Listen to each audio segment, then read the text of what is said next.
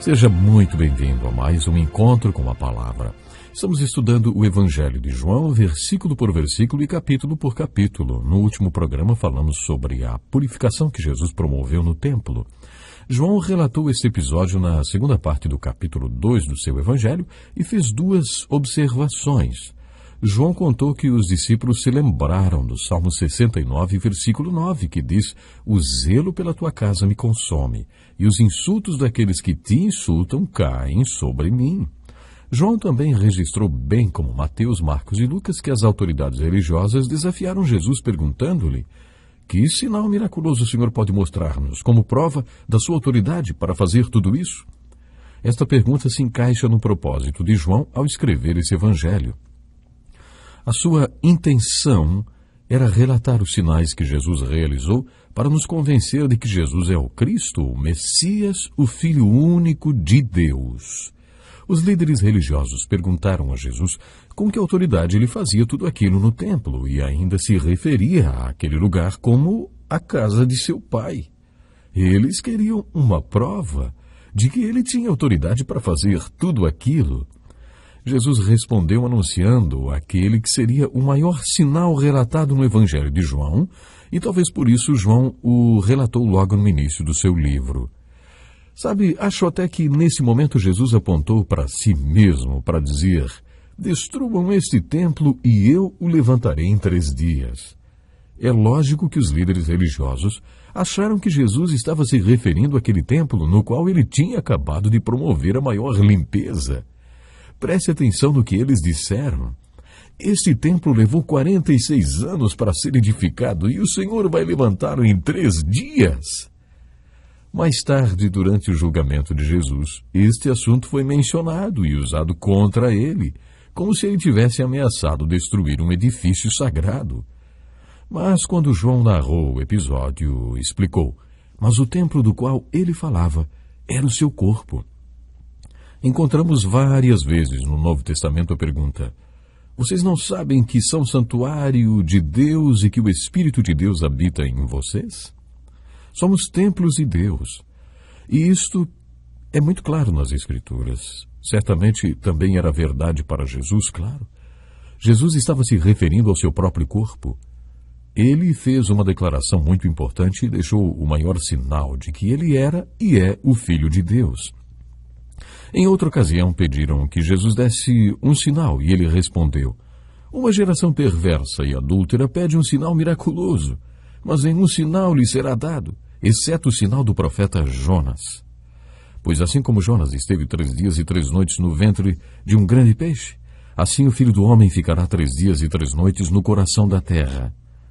Quando Jesus disse isto, os discípulos não entenderam nada, mas depois que ressuscitou dos mortos, os seus discípulos lembraram-se do que ele tinha dito.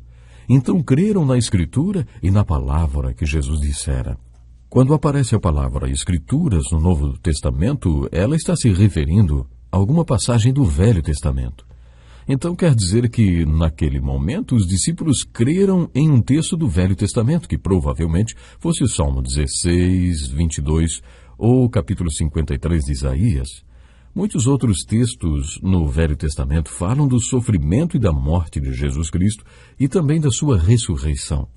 Por isso, mais tarde, quando Jesus ressuscitou dos mortos, os discípulos se lembraram de textos das Escrituras que profetizaram sua ressurreição e se lembraram das palavras de Jesus àqueles líderes religiosos: "Destruam este templo", referindo-se ao seu próprio corpo, "e eu o levantarei em 3 dias." E aí vocês verão que tenho o direito de chamar este templo de casa do meu Pai e também fazer essa limpeza aqui. Minha ressurreição vai mostrar que eu sou o Cristo, o Messias, o Filho de Deus.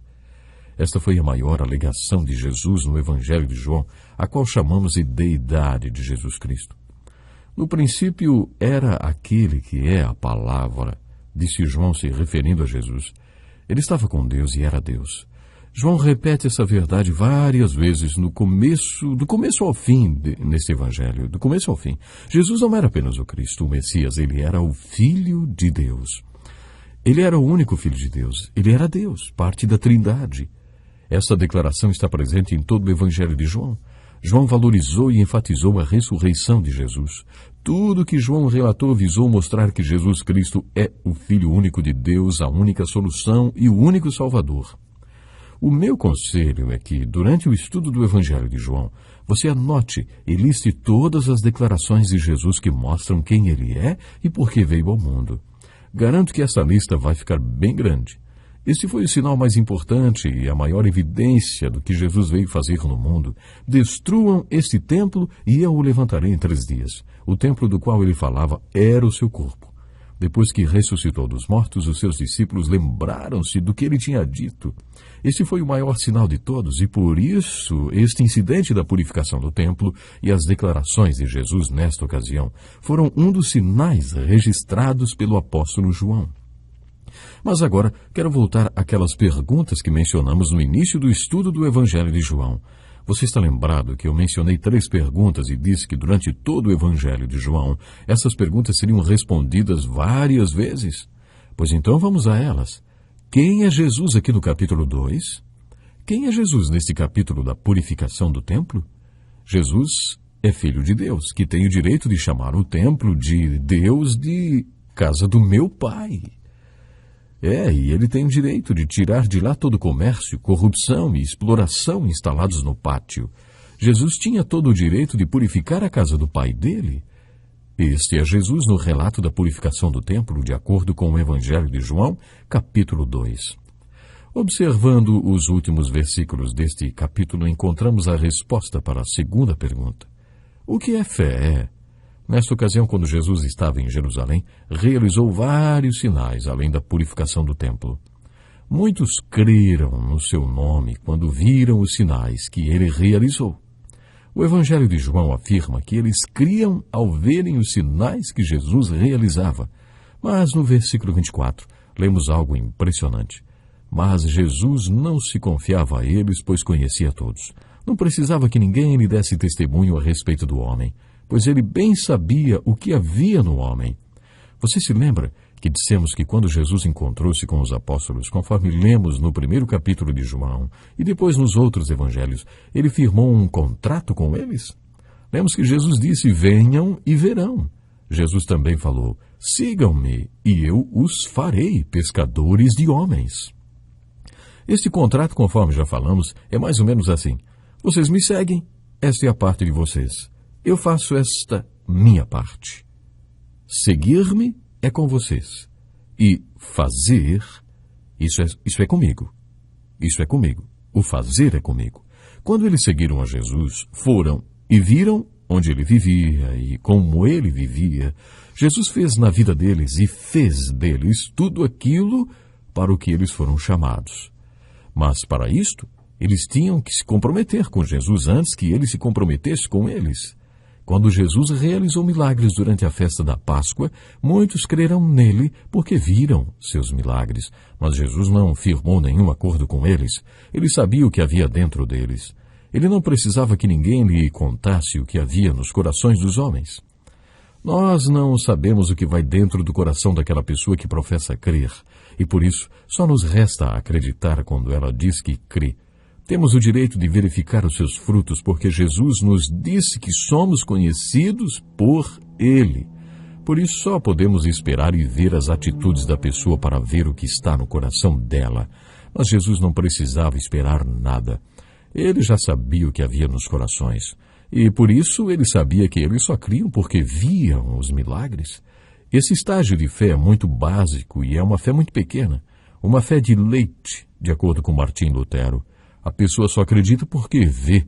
No capítulo 20 desse evangelho, João relata a reação de Jesus à incredulidade de Tomé. Felizes os que não viram e creram. De acordo com esses versículos do capítulo 2 de João, fé é um compromisso. A fé do Novo Testamento envolve um comprometimento com Jesus, e este comprometimento de fé é uma rua de 2 mãos. A fé envolve em Jesus assumir um compromisso com você. Mas estas pessoas só acreditavam porque viam os milagres. Elas não estavam comprometidas com Jesus e por isso Jesus não se comprometeu com elas. Por isso podemos responder à pergunta, o que é fé? De acordo com o capítulo 2 de João, dizendo o que não é fé. Vamos lá. Fé não é crer porque vê. Se todas as perguntas pudessem ser respondidas, se o objeto da nossa fé fosse visível, então não precisaríamos de fé. Você eliminaria a necessidade de fé se já tivesse todas as respostas. Mas fé não é simplesmente crer no que não se vê. Fé é um compromisso.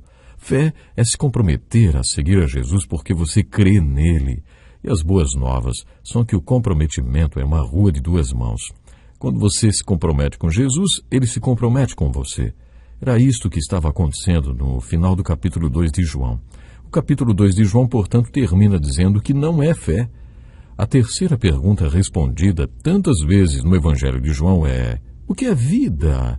Na segunda parte do capítulo 2 de João, vida é ter o seu próprio templo purificado. Nossos corpos são templos do Espírito Santo de Deus. É isso que aprendemos, sabe, no Novo Testamento. Será que Jesus hoje, no templo do seu corpo, está feliz com o que vê? Ou ele vai querer limpar o templo do seu corpo como fez naquele dia lá, hein? É pela graça de Deus que Jesus purifica os nossos templos hoje. Creio com todas as forças que a resposta para a pergunta, o que é vida, é ter o nosso templo individual purificado por Jesus de uma maneira que tudo que somos e fazemos seja agradável a Ele. E quando isso acontece, descobrimos o que é a vida. Encontramos no capítulo 2 do Evangelho de João sinais maravilhosos de Jesus. A purificação do templo, por exemplo. Esta foi a prova e tanto de que ele era quem João disse que era, o Cristo, o Filho de Deus, que estava cuidando da casa do seu Pai. Você crê, prezado ouvinte, você crê que Jesus é o Cristo, o Filho de Deus? Se você crê, quer experimentar esse tipo de vida que João chama de vida eterna, não há nada mais belo do que você realmente crer no Senhor Jesus Cristo e experimentar esse tipo de vida único que João chama muito claramente de vida eterna. Pense nisso, hein? Infelizmente eu preciso parar por aqui, mas gostaria que você pensasse nessa pergunta até o nosso próximo programa. Deus o abençoe e até lá. Este é um estudo escrito pelo Dr. Dick Woodward, na voz do pastor Edson Bruno.